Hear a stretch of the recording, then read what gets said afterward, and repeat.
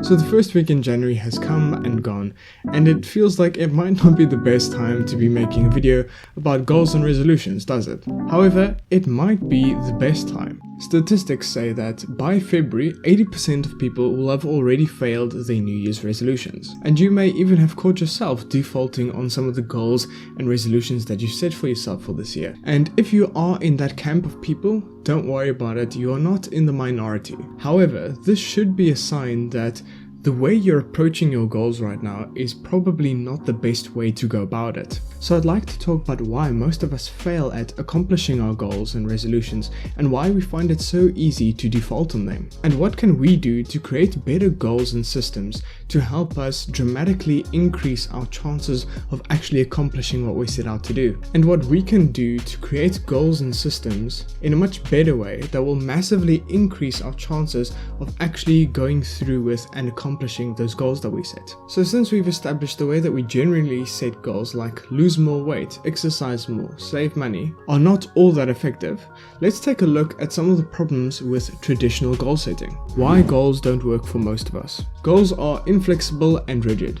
Goals essentially trap you in a fixed mindset, while everything around you, circumstances, and your own situation may change over time. Goals are based on the notion that if all things in life stay basically the same, you have a relatively good chance of accomplishing your goal. However, your goals may need to change during the year as you grow and change during the year. You may even be presented with different opportunities that might take you in an entirely different career path or field that you might have thought originally, changing that goal that you thought you might want in the beginning of the year. Many times I realize halfway through the year that things change for me and new opportunities present themselves, taking me into an entirely different direction than what I thought in the beginning of the year. Goals can breed unethical behavior and misconduct. If your goals are not set in ethical standards and high morals, they have the potential to breed unethical behavior and lead to misconduct. For example, take a look at big companies that are considered legal entities. Some companies might go as far as to cheat their financial books at the end of a financial year in order to reflect to the investors that they have indeed reached their financial goals. And while that might sound quite extreme, we tend to do something similar in our own lives. For example, if we have a goal to lose 5 kilograms, we might go on a juice fast or a broccoli diet for 5 weeks or however long until you've lost that 5 kilograms. And yes, you will achieve that goal if you do that, but are you in better physical health after that period of time where you've lost that weight? I'd argue that you're probably not better off even if you've lost that weight. And odds are, if you haven't changed your eating, fitness and health habits, chances are you'll probably pick up that weight again during the course of the rest of the year. Goals can cause stress and anxiety. You can start to feel stressed and anxious when you start thinking of how far you still have to go in order to reach your goals. You may even feel like a failure until you've reached your goal because you're constantly focusing on the finishing line and realizing how far you are from the end point. Therefore, constantly reminding yourself that you're not at the place that you want to be yet. Goals undervalue progress. If you fail to accomplish your goal by the end of the year, you'll most likely feel quite awful and feel like you've let yourself down. Even though in your pursuit of that goal, you maybe became 5 times better than what you were when you just started, you still probably won't be able to shake off that guilty feeling of not fully being able to accomplish that goal. Your enjoyment of goals are very short-lived.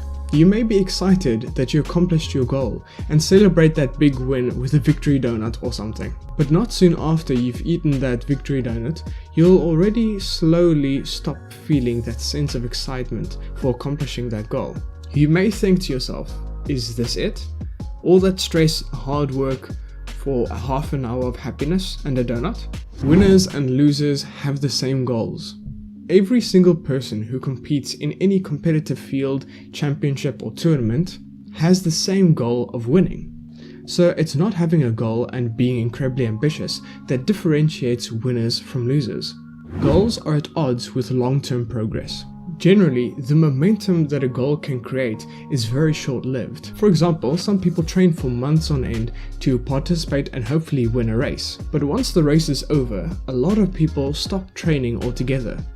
The goal isn't there anymore to motivate them towards something, and therefore it can feel meaningless to continue training. Another problem with goal setting is that we are not very good at gauging what is a good goal to strive for. Odds are, if you make $45,000 a year, chances are you're not going to be making $1 million next year unless you do something drastically different, because a pay raise isn't going to do that. So now that we've taken a look at the problems with general goal setting, it might be a good idea to take a look at where do our goals come from and what influences us in choosing our goals. Where do our goals come from? Take some time and write down what you think influences your goals.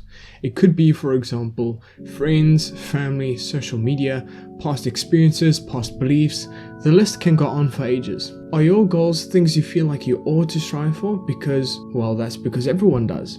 Everyone wants a new house, a better cars, multiple cars, a six-pack, vacation, and so on. But are those things, those goals that you set for yourself, really what you truly need? Do we need those things, and are those things going to bring us any form of intrinsic value? Odds are the goals that we see on Instagram are probably not the ones that we want to pursue ourselves, and thus by pursuing goals that we don't even really want, we won't be that motivated to strive for them in the first place. Yet, we will still feel bad if we don't accomplish those goals that we didn't even want in the first place. We tend to mimic other people's goals, especially those who are in our closest circle and who we look up to. It creates this phenomenon of wanting things that other people want because they want it and we want to be like them. It is especially so with visible goals. How we should actually use goals. So now that we've sufficiently provided enough reasons on why setting goals might not be the best idea, you might think, well, if we don't aim for anything, we won't get anywhere and we won't accomplish anything, will we? And while we did just cover all the issues that there are with setting goals, I'm not saying that we need to dismiss them entirely. As we just stated, goals are great for giving us something to aim at and to improve, and that is where it should end. Our goals should be like metaphorical lighthouses, giving us our endpoint and guiding us along our journey. Once our course is set, we shift focus to manning the ship and doing all the tasks aboard it in order to get to our destination. A goal is your vision, but a system is the actionable day-by-day steps that we take in order to get there. Therefore, it is far more important to focus on creating a system that works to get you to that goal, instead of focusing our energy on the goal itself. The benefits of systems. As James Clear puts it in his book Atomic Habits, the purpose of setting goals is to win the game. The purpose of building systems is to continue playing the game. A system focuses on the journey and the processes at hand. On the other hand, goals are solely focused on the end destination.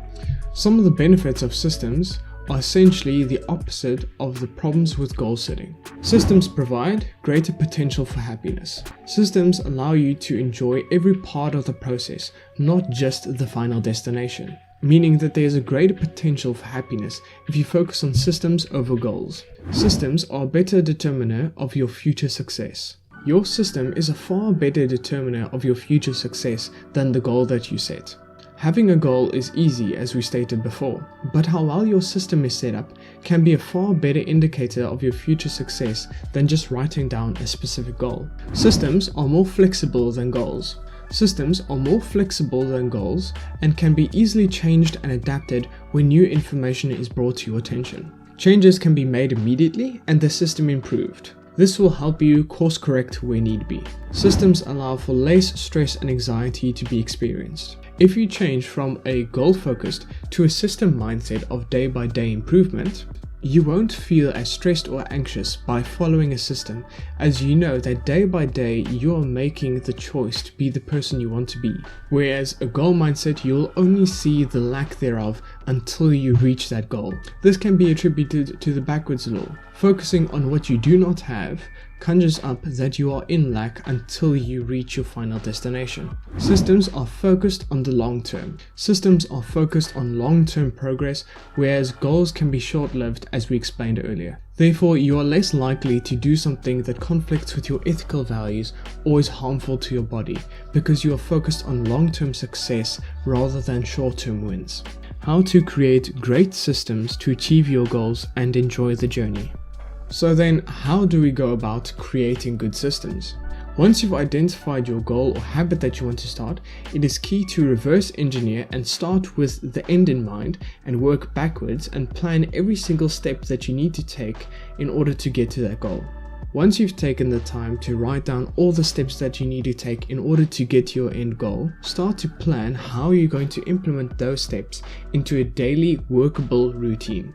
In order to create a great and easy to implement system, we need to make it as easy as possible to execute, reducing the barriers and friction to do the work. Having a dedicated time, place, and cues to trigger our remembrance of the habit that we want to build will make the implementation of this system much easier. So that was a very short guide on how to create a great system. For more in-depth analysis on how to create great systems, I'd highly suggest that you read James Clear's book called Atomic Habits.